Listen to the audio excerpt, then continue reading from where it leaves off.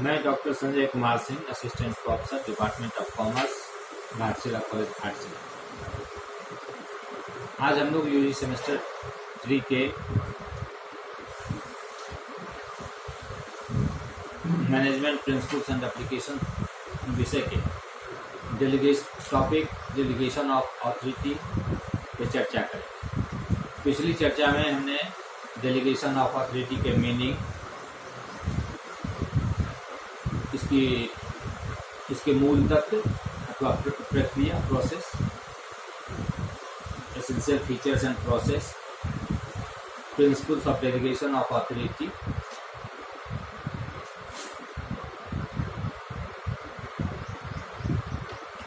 की चर्चा कर चुके हैं। आज हम लोग kinds of delegation of authority की चर्चा करेंगे।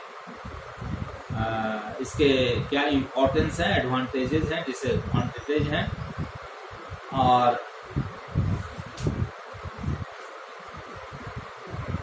प्रॉब्लम्स और difficulties of delegation of authority, इसकी चर्चा करेंगे। सबसे पहले अधिकार अंतरण कितने प्रकार का होता है, kinds of delegation of authority. यह कई एक तरह का हो सकता है, जिसमें कुछ की चर्चा जो सामान्य रूप से व्यवहार में मिलता है उसकी चर्चा हम लोग यहाँ करते हैं। पहला है सामान्य अथवा विशिष्ट, जनरल और स्पेसिफिक डेलीगेशन। दूसरा होता है लिखित अथवा मौखिक, रिटन और वर्बल डेलीगेशन। तीसरा होता है औपचारिक तथा अनौपचारिक, फॉर्मल और इनफॉर्मल डेलीगेशन। और चौथा होता है अधोगामी, ऊर्ध्वगामी तथा पार्श्विक, अर्थात downward, upward and sideward delegation. पहले हम लोग जनरल और स्पेसिफिक डेलीगेशन की बात करते हैं। सामान्य अथवा विशिष्ट अंतरण क्या है? जब एक अधीनस्थ प्रबंधक को, एक सबऑर्डिनेट मैनेजर को, व्यक्ति को सभी प्रबंधकीय कार्य, प्रबंध के जितने कार्य हैं, नियोजन, संगठन, निर्देशन, नियंत्रण इत्यादि करने का अधिकार प्रदान कर दिया जाता है, इन सब कामों को करने का अधिकार प्रदान कर दिया जाता है, तो ये सामान्य अंतरण कहा जाता है। और जब एक अधीनस्थ प्रबंधक को केवल विशिष्ट कार्य करने को कहा जाए और विशिष्ट कार्य करने को कहा जाए तो वह विशिष्ट अंतरण कहा जाए। एक स्पेसिफिक वर्क करने के लिए किसी व्यक्ति को कहा जाए कि तुमको यह काम करना है, इस विशिष्ट कार्य को तुमको पूरा करना है, तो इस तरह के अंतरण को हम लोग विशिष्ट अंतरण, स्पेसिफिक डेलीगेशन कहते हैं।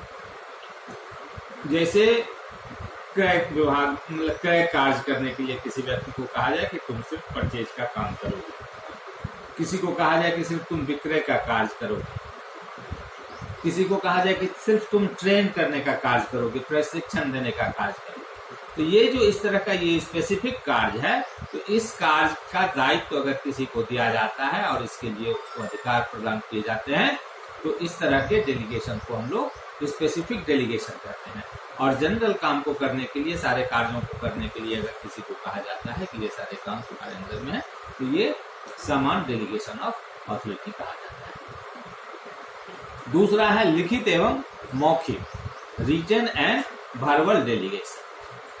लिखित आदेशों व निर्देशों द्वारा किया गया अंतरण, जो कोई भी अंतरण हम लोग लिख करके करते हैं, आदेश लिख के, आदेश पारित करके किसी को कोई काम करने के लिए कहा जाता है, लिखित में दिया जाता है उसको, तो उसे हम लिखित अंतरण कहते हैं। और दूसरी ओर लिख करके नहीं दे के मौखिक रूप से ही कि तुमको यह काम करना है, इस काम को तुम्हारे दायित्व के अंतर्गत यह आएगा और इसके लिए तुम इसको निम्न अधिकारों के साथ पूरा करो।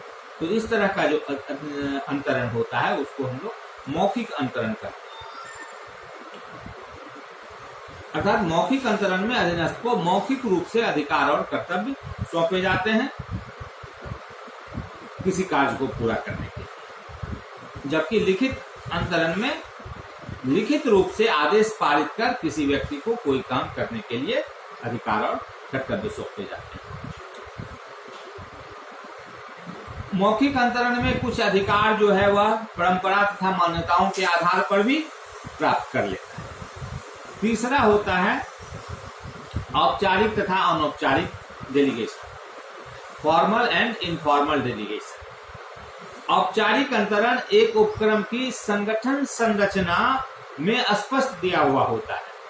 जो ऑर्गेनाइजेशनल स्ट्रक्चर बनता है उसमें जो ये डेलीगेशन ऑफ अथॉरिटी होती है उस संरचना में उसका स्पष्ट उल्लेख किया हुआ रहता है, स्पष्ट रूप से बात दिया हुआ रहता है, जो औपचारिक अंतरण कहलाता है। यानी कि औपचारिक अंतरण के अंतर्गत एक उपक्रम की संगठन संरचना जो है उसमें स्पष्ट इन बातों का उल्लेख रहता है कि किसको क्या करना है। जैसे विक्रय प्रबंधक विक्रय संवर्धन हेतु, सेल्स प्रमोशन हेतु, विक्रय बढ़ाने हेतु सभी तरह का कार्य करेगा। इस संबंध में उसे अमुक अधिकार होंगे, क्या क्या अधिकार प्राप्त होंगे। जबकि अनौपचारिक संगठन अंतरण में अधीनस्थ ऐसे कर्तव्य और अधिकार स्वतः ही प्राप्त कर लेता है और जो उसके कार्य में सहायक सिद्ध होता है। अनौपचारिक संगठन में संगठन संरचना की ओर से ऐसा कोई विशेष कुछ लिखित या ये ऐसा कोई आदेश पारित नहीं किया जाता है, न तो मौखिक न लिखित में।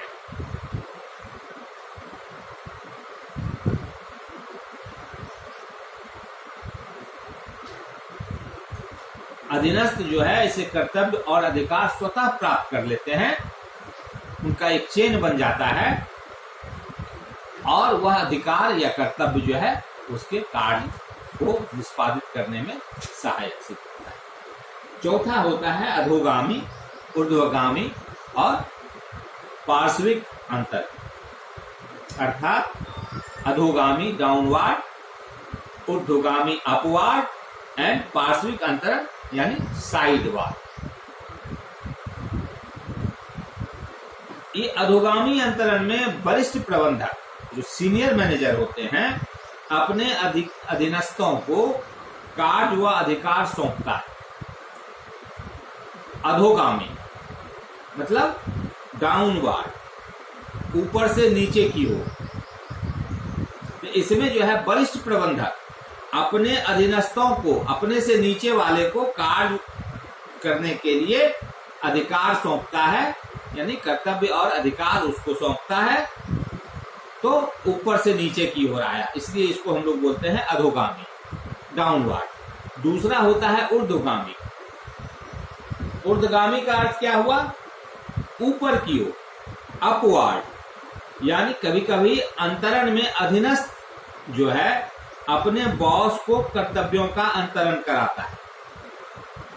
अधीनस्थ भी अपने बॉस को कर्तव्यों का अंतरण करता है। हालांकि ऐसा व्यवहार में बहुत कम दिखाई देता है, लेकिन ऐसा होता है। तो इसको हम लोग बोलते हैं ऊर्ध्वगामी, जो नीचे से ऊपर की ओर डेलीगेशन ऑफ अथॉरिटी होता है। तथा पार्श्विक अंतरण में एक अधीनस्थ अपने समान पद वाले साथी को कुछ अधिकार और कर्तव्य सौंपते हैं। मतलब अपने अगल बगल, अपने समान, अपने जो उसका जो अधीनस्थ है वह अपने समान पद वाले साथी को कुछ अधिकार और कर्तव्य सौंपता है। जैसे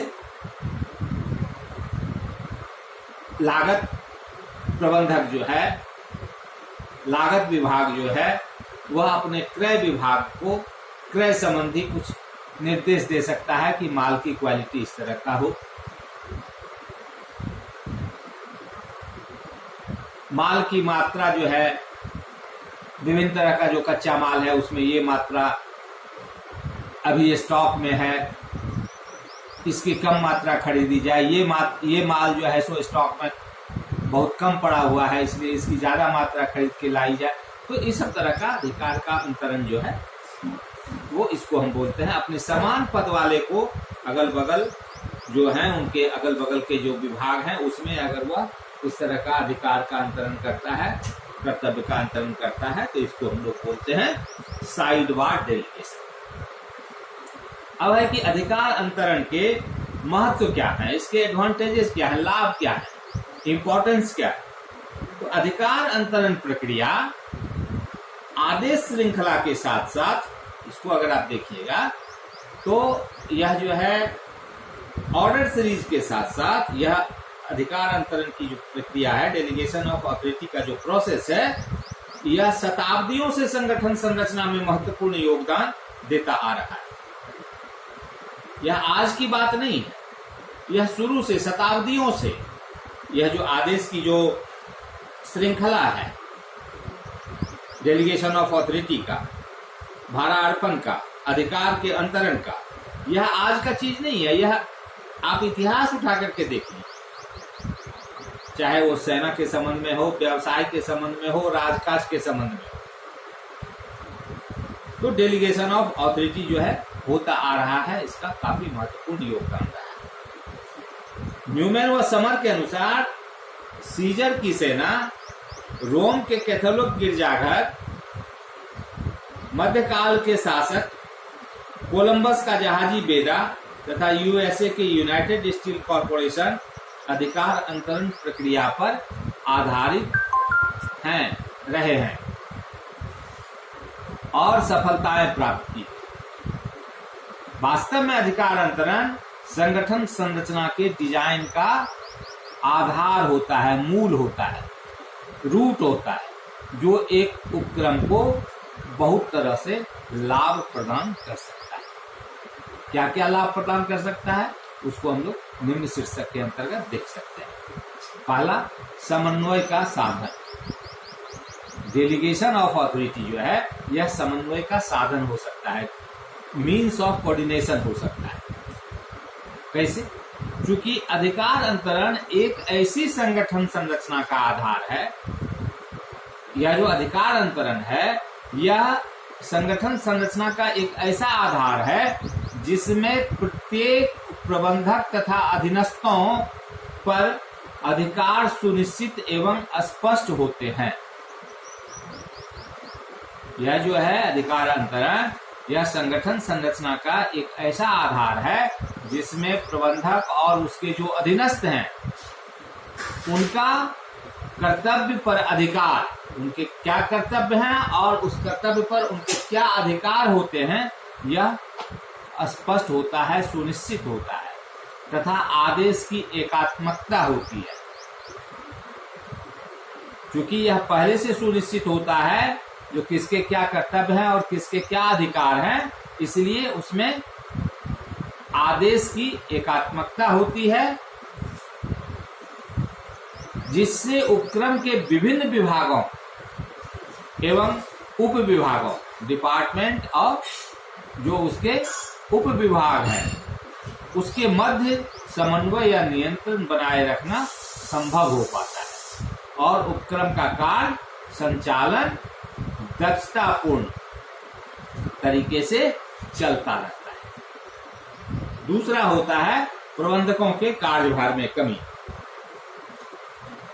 चूंकि अधिकार अंतरण प्रक्रिया के द्वारा सर्वोच्च प्रबंध मध्य प्रबंध को और मध्य प्रबंध प्रथम श्रेणी के प्रबंध को विभिन्न कार्यों को पूरा करने के लिए या करने संबंधी कर्तव्य और अधिकार हस्तांतरित करते हैं, अंतरित करते हैं और इससे अधीनस्थ कार्य पूरा करने का उत्तरदायित्व ले लेता है।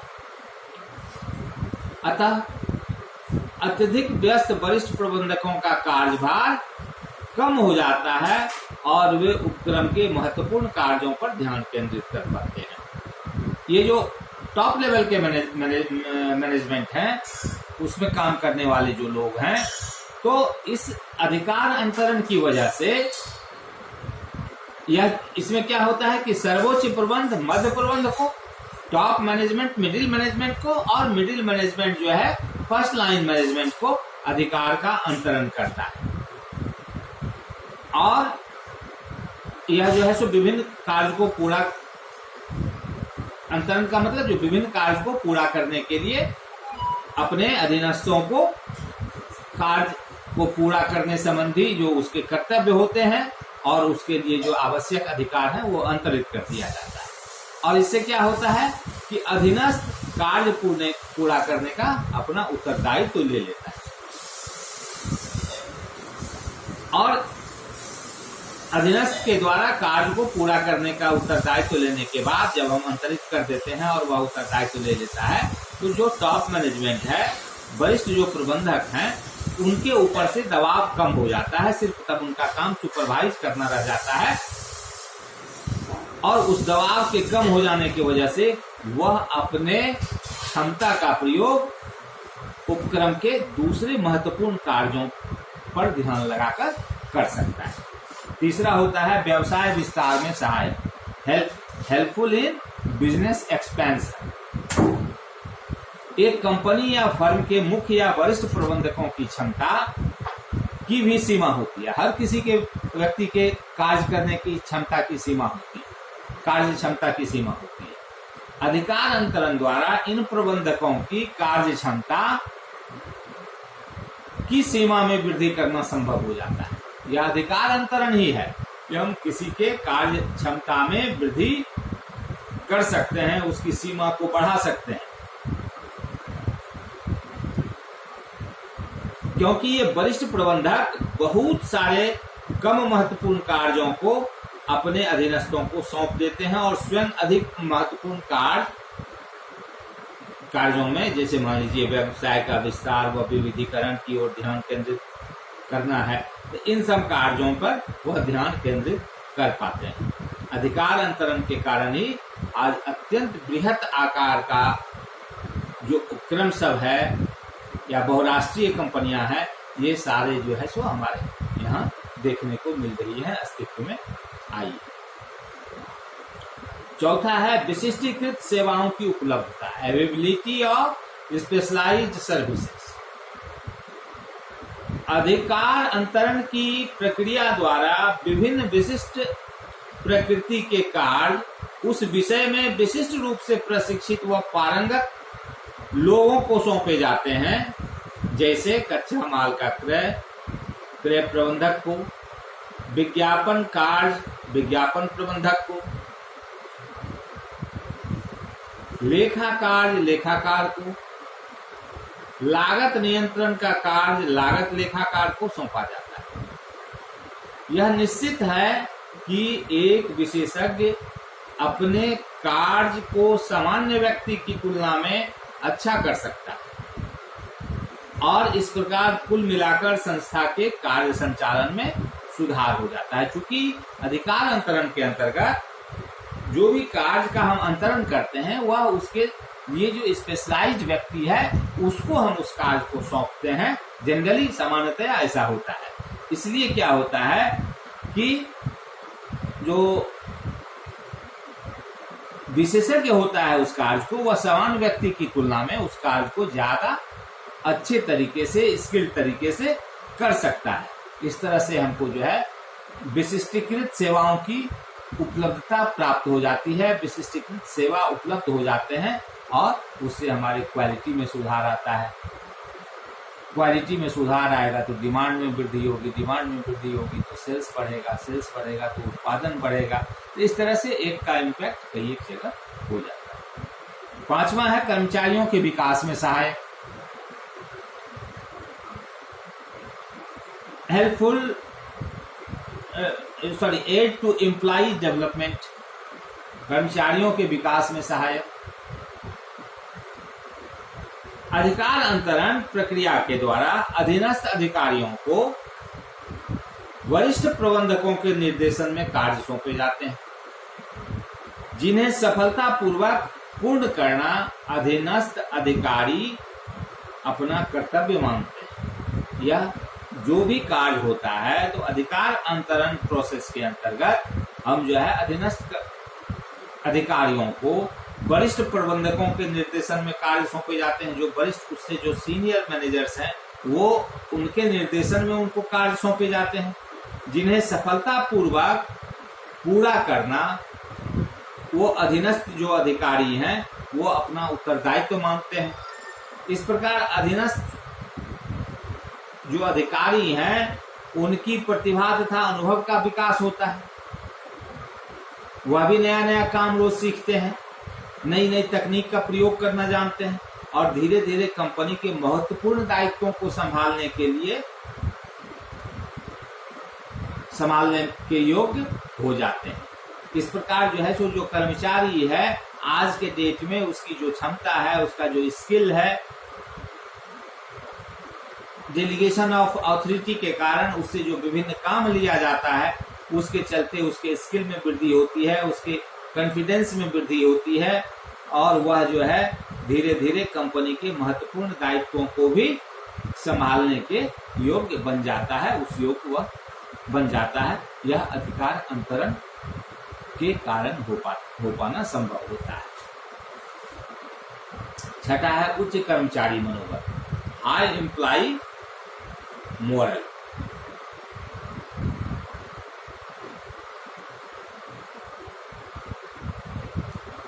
अधिकार अंतरण द्वारा अधीनस्थों को बहुत से महत्वपूर्ण कार्य सौंपे जाते हैं। यह चलता ही रहता है, यह प्रक्रिया होती है। एक काम खत्म हुआ, दूसरा कार्य सौंपा गया, दूसरा खत्म हुआ, तीसरा सौंपा गया। तो यह जो डेलीगेशन ऑफ अथॉरिटी है यह भी एक प्रक्रिया की तरह काम प्रबंध में चलते रहता है। तो अधीनस्थों को बहुत सारे महत्वपूर्ण कार्य सौंपे जाते रहते हैं जिनको करने से उनकी प्रतिष्ठा बढ़ती है, उनके मनोबल में वृद्धि होती है, उनको जॉब सेटिस्फेक्शन प्राप्त होता है, कार्य संतुष्टि की प्राप्ति होती है और इससे क्या होता है कि कर्मचारियों का मनोबल हाई होता है, उनको सेल्फ कॉन्फिडेंस आता है और उपक्रम की कार्य जिसका परिणाम क्या होता है, तो उपक्रम की या संस्था की जो कार्य क्षमता है एवं उसकी जो उत्पादकता है उसमें दिन ब दिन सुधार होता है और वृद्धि होती है। तो ये तो हो गई अधिकार अंतरण का महत्व या लाभ, इंपॉर्टेंस और एडवांटेजेस। अब है कि अधिकार अंतरण की समस्याएं क्या हैं, कठिनाइयां क्या हैं, प्रॉब्लम्स या difficulties of delegation of authorities. इसके कुछ अगर लाभ हैं, इसका अगर कुछ महत्व है तो इसकी कुछ कठिनाइयां भी हैं, इसका कुछ समस्याएं भी हैं, उनको भी जानना आवश्यक है। यद्यपि अधिकार अंतरण हर दृष्टिकोण से उपक्रम के लिए लाभकारी एवं उपयोगी होता है और सभी उपक्रम इसे अपनाते भी हैं, यह लाभकारी भी है, उपयोगी भी है और सभी उपक्रम इसको अपनाते भी हैं, लेकिन अधिकारों के अंतरण में कभी कभी उपक्रमों के सामने कई कठिनाइयां उपस्थित हो जाती हैं जिसको हम निम्न शीर्षक के अंतर्गत विवेचना कर सकते हैं। पहला है प्रबंधकों की रूढ़िवादिता, non receptiveness of the manager.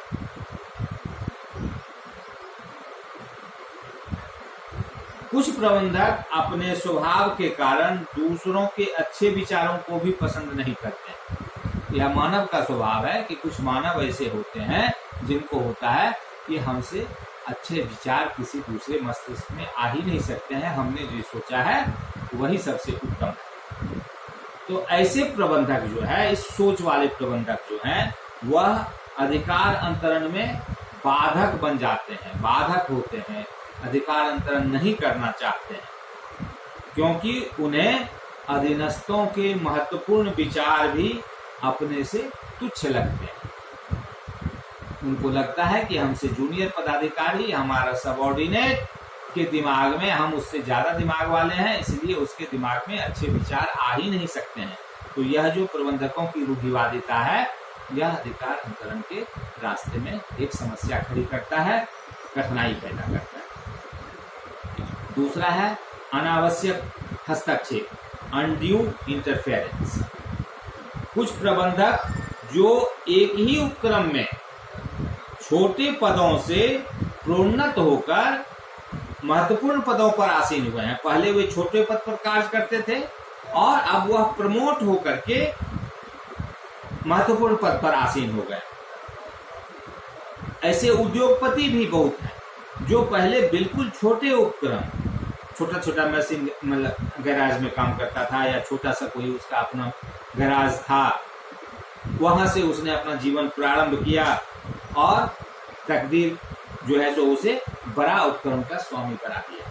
कई एक फिल्मों में आप इस तरह की देखते होंगे कि इस तरह का चमत्कार होता है।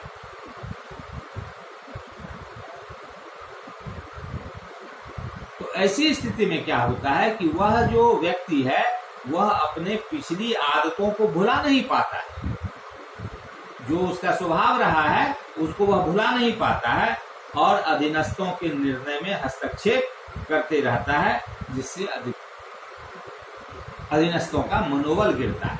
होता क्या है कि वह जो व्यक्ति है जो प्रमोट होकर के आया है, क्योंकि पहले वह भी छोटे पद पर था, या कोई व्यक्ति जो छोटे उपक्रम से अब बड़ा उद्यमी हो गया है, तो उसको होता है कि हम तो इस पद पर काम किए हैं, वहां पर ये सब समस्याएं होती रहती हैं, ऐसा होता है वैसा होता है, हमको इस व्यक्ति से ज्यादा अनुभव है वहां पर। तो वह क्या करता है कि हर निर्णय में अधीनस्थ का जो निर्णय होता है उसमें वह हस्तक्षेप करते रहता है और इससे उस अधीनस्थ का मनोबल गिरता है।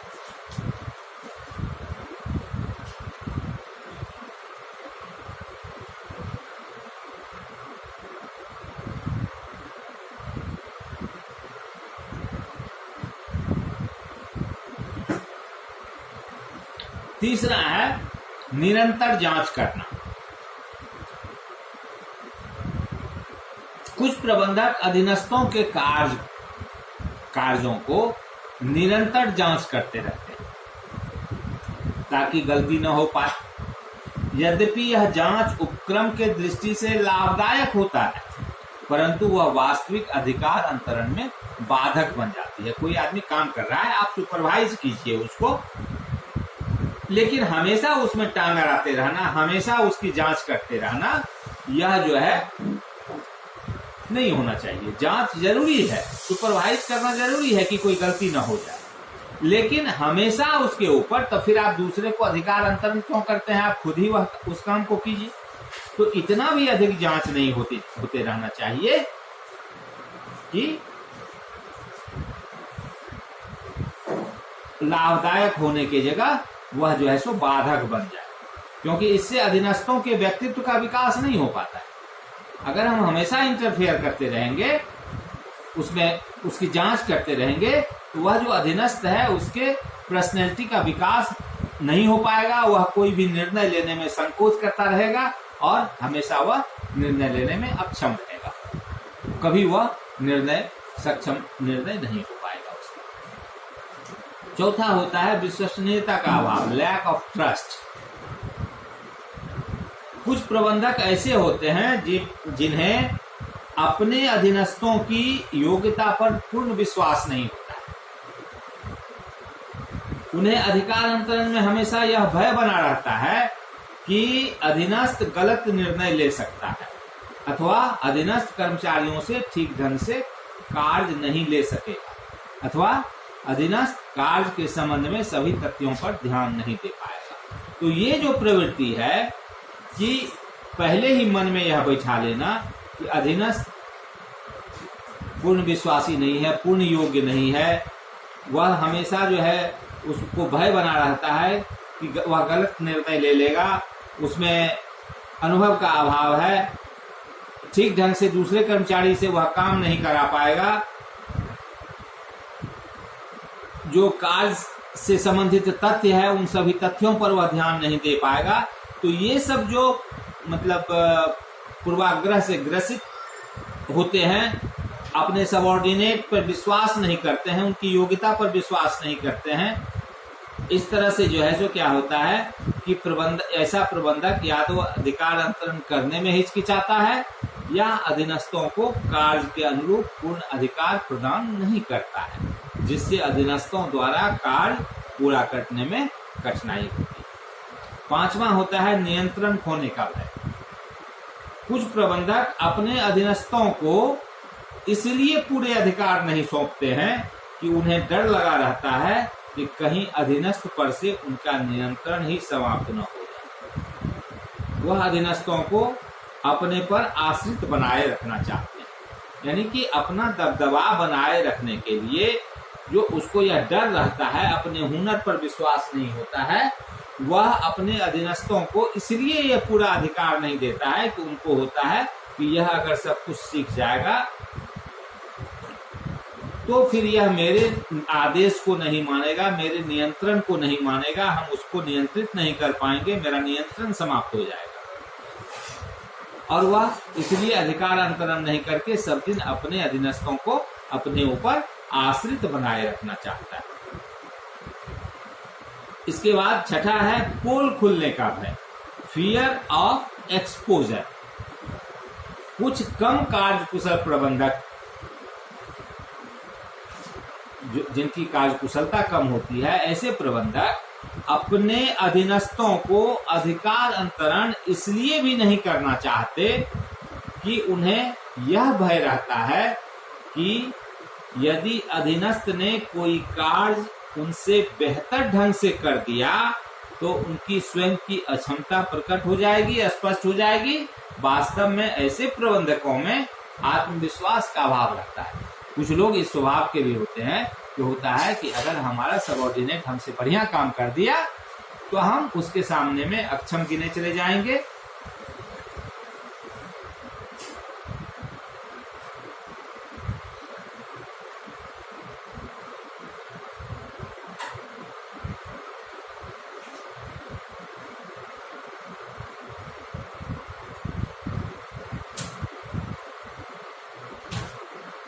वास्तव में ऐसा प्रबंधक जो होता है उसमें आत्मविश्वास की कमी होती है, इसलिए वह ऐसा सोचते हैं। जबकि सही सोच वाले प्रबंधक जो हैं कि अगर कोई सबऑर्डिनेट उससे अच्छा काम करता है तो वह उसका हौसला अफजाई करता है, उसको प्रोत्साहित करता है। सातवां, अधीनस्थों की आशंकाएं, डाउट्स ऑफ सबऑर्डिनेट्स। कभी कभी अधिकार अंतरण में अधीनस्थों की शंकाएं भी बाधक बन जाती है। जो हमारे सबऑर्डिनेट हैं उसकी जो आशंकाएं होती हैं वह भी बाधक हो जाती है। कैसे बाधक होती है? यदि अधीनस्थ किसी कार्य के बारे में यह मानता है कि उससे संबंधित सभी सूचनाएं तथा सुविधाएं उपक्रम में नहीं मिल सकेंगी, अथवा यह सोचता है कि अंतरण के द्वारा अतिरिक्त कार्यभार उठाने का उसे कोई व्यक्तिगत लाभ नहीं है, तो वह प्रबंधक द्वारा दिए जाने वाले कार्य को सहर्ष स्वीकार नहीं करता। ऐसी सोच वाले जो प्रबंधक होते हैं, जिनको कि यह रहता है कि हम ये जो काम करेंगे इससे हमको कोई अतिरिक्त लाभ, व्यक्तिगत लाभ होने वाला नहीं है, या वह यह सोचता है कि जो काम दिया गया है उससे संबंधित सभी सूचनाएं तथा सुविधाएं उपक्रम में नहीं मिल सकती हैं, उपलब्ध नहीं है, तो प्रयास करने के पहले ही वह इन सब बातों को सोच लेता है और गांठ बना देता है। तो ये सब चीज जो है सो ऐसा होने से अंतरण के कार्य में बाधा उत्पन्न होती है।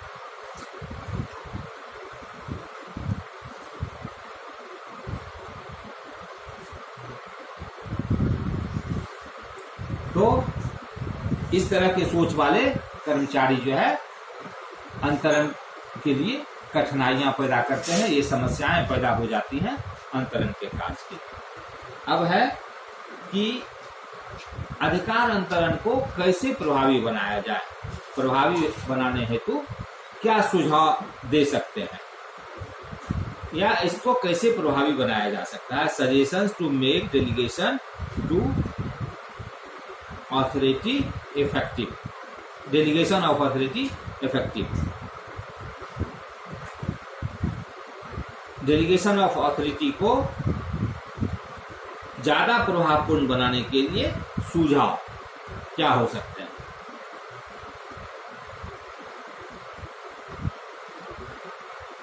तो प्रबंधक को चाहिए कि वे क्या क्या सुझाव हो सकते हैं। तो पहला, प्रबंधक को क्या करना चाहिए कि अधीनस्थों के रचनात्मक एवं अच्छे विचारों की प्रशंसा करें और उन्हें अच्छे कार्य के लिए प्रेरित करें, मोटिवेट करें।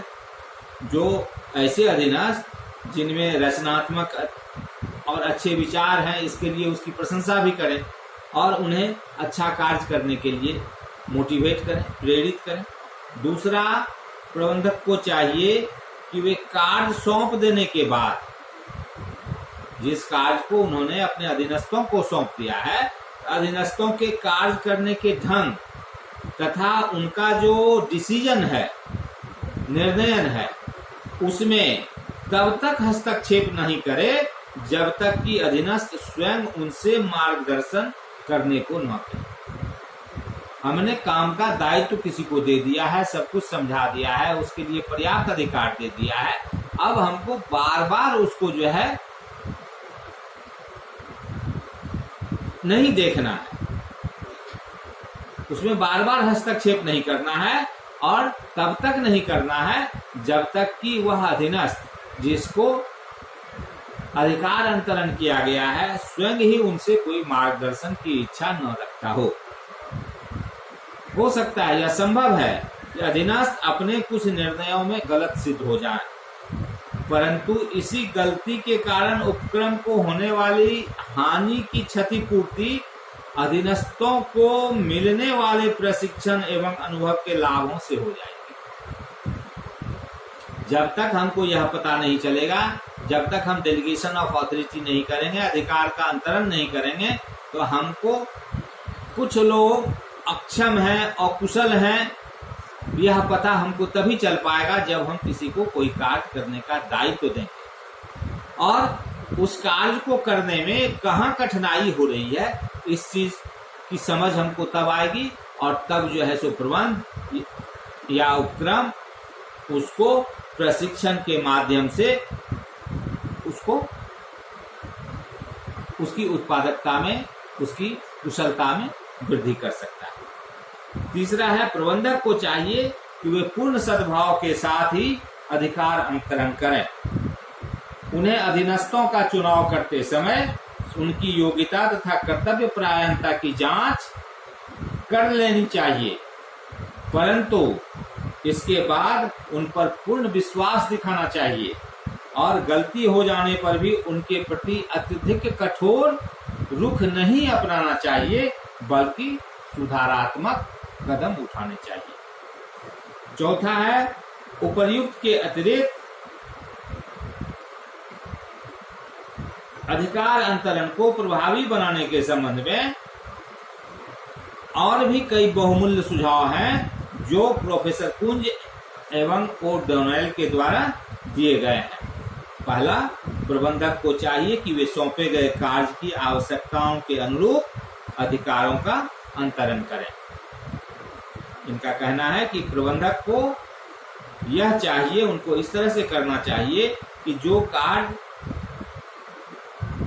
सौंपे गए हैं उसकी आवश्यकताओं के अनुरूप पूर्ण अधिकार का भी अंतरण किया जाए। सिर्फ कर्तव्य का ही कार्य करने का दायित्व ही नहीं, उस कार्य को करने के लिए जितने अधिकार आवश्यक हैं उनका भी पूर्ण अंतरण किया जाए। दूसरा बता रहे हैं, यह कार्य की प्रकृति एवं आवश्यकताओं को ध्यान में रखकर उपयुक्त अधीनस्थों का चुनाव किया जाए। यह नहीं कि किसी भी व्यक्ति को कार्य दे दिया जाए, उस कार्य की क्या प्रकृति है और आवश्यकता, उस कार्य को करने के लिए किस तरह के स्किल की आवश्यकता है, इस बात को ध्यान में रखकर जो उसको करने में सक्षम अधीनस्थ है, जो उसके लिए ज्यादा उपयुक्त है, वैसे अधीनस्थों का ही चुनाव करना चाहिए। तीसरा इनका कहना है कि प्रबंधक तथा अधीनस्थ के मध्य बॉस एवं सबऑर्डिनेट के बीच संप्रेषण का कार्य, लाइन ऑफ कम्युनिकेशन जो है वह हमेशा खुला रखा जाए, ताकि कार्य में कठिनाई आने पर अधीनस्थ प्रबंधक से परामर्श प्राप्त कर सके और कार्य संबंधी दशाओं में परिवर्तन होने या सूचनाएं प्राप्त होने पर प्रबंधक इन्हें अधीनस्थ तक पहुंचा सके। मतलब यह जो है कार्य डेलीगेशन हो गया, अधिकार अंतरण हो गया। अब जो है वह अधिकार अंतरित करने वाला और अधिकार पाने वाला, इन दोनों के बीच में जो है संप्रेषण का मार्ग हमेशा खुला हुआ रहना चाहिए, जिससे कि अधीनस्थ को अगर किसी तरह की कठिनाई आने पर अगर अपने सीनियर के से परामर्श करने की आवश्यकता होती है या कार्य की दशाओं में कोई परिवर्तन होने पर, अन्य सूचनाएं परिवर्तन होने पर दोनों एक दूसरे को पहुंचा सके। सबऑर्डिनेट भी इतना लाइन ऑफ कम्युनिकेशन जो है, संप्रेषण का मार्ग इतना खुला हुआ होना चाहिए कि अधीनस्थ को अगर कोई कठिनाई होती है कार्य को संपन्न कराने में और बॉस के परामर्श की आवश्यकता होती है, तो वह संप्रेषण उन लोगों के बीच में सीधा सीधी हो सके। इसी तरह से कार्य की दशाओं में अगर कोई परिवर्तन होता है या कोई अन्य सूचनाएं प्राप्त होती हैं, तो प्रबंधक भी इन्हें अधीनस्थ तक सीधे पहुंचा सके। चौथा है, अधीनस्थों पर उचित नियंत्रण बनाए रखा जाए। जो सबऑर्डिनेट है उस पे सफिशिएंट कंट्रोल बनाए रखा जाए। नियंत्रण के ऐसे ढंग अपनाए जाए जो अधीनस्थ के कार्य की रूपरेखा में हस्तक्षेप भी न करे। नियंत्रण इस तरह से बनाया जाए कि वह जो काम कर रहा है उसकी जो तौर तरीके हैं उसमें हस्तक्षेप भी न हो। अधीनस्थ पर नियंत्रण बनाए रखना इसलिए आवश्यक होता है कि अधिकार अंतरण कर देने से, भारार्पण कर देने से कार्य संबंध में अंतरण करने वाले प्रबंधक का दायित्व कम नहीं होता है। प्रबंधक जो है सो अधिकार अंतरण कर दिया, अब सबऑर्डिनेट कैसे कर रहा है, क्या कर रहा है, अगर उस पे उसका कोई सुपरविजन नहीं है, नजर नहीं है, कोई कंट्रोल नहीं है, तो अगर वह काम पूरा का पूरा गड़बड़ हो जाता है तो इसके लिए रिस्पॉन्सिबल सिर्फ वह अधीनस्थ नहीं होगा, वह प्रबंधक होगा जिसने अधिकार अंतरण किया है। इसलिए कहा जा रहा है कि अधिकार अंतरण कर देने से उसका दायित्व समाप्त नहीं होता है, वह उस कार्य के लिए संपूर्ण रूप से उत्तरदायी है। इसलिए यह उसका फर्ज बनता है कि वह अपने सबऑर्डिनेट पर नियंत्रण बनाए रखे। जो काम कैसे हो रहा है, क्या हो रहा है, कितना हो रहा है, इस पर वह नियंत्रण बनाए रखे और इसमें अगर उसको किसी तरह की कमी रहती है तो वह उसमें हस्तक्षेप कर सके, जिससे कि उत्पादकता में सुधार लाया जा सके। उसके बाद कुंज का कहना है कि अधिकार अंतरण करने वाले प्रबंधक तथा अधिकार प्राप्त करने वाले अधीनस्थ, जो अधिकार अंतरण कर रहा है यानी बॉस, और जो अधिकार प्राप्त कर रहा है यानी अधीनस्थ, दोनों को ही प्रभावपूर्ण एवं सफल अंतरण की दशा में पुरस्कृत किया जाना चाहिए।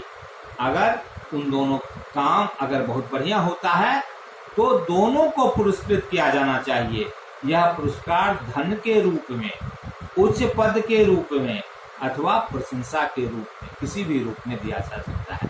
हम धन के रूप में भी दे सकते हैं, प्रमोट करके दे सकते हैं या प्रशंसा करके दे सकते हैं। 10 लोगों के बीच में मीटिंग बुला करके उनको सम्मानित करके उनकी प्रशंसा करके उनके मनोबल को ऊंचा उठा सकते हैं। ये अधिकार अंतरण को प्रभावी बनाने के लिए कुछ सुझाव हैं, जिसमें से कि सेकंड पार्ट ये कुंज और डोनाल्ड महोदय ने दिए हैं और ऊपर का जो व्यवहारिक ये होता है उसके अंतर्गत लिया गया है।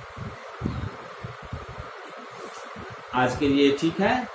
अब अगली चर्चा में हम लोग डिसेंट्रलाइजेशन पे बात करेंगे। आज थैंक यू।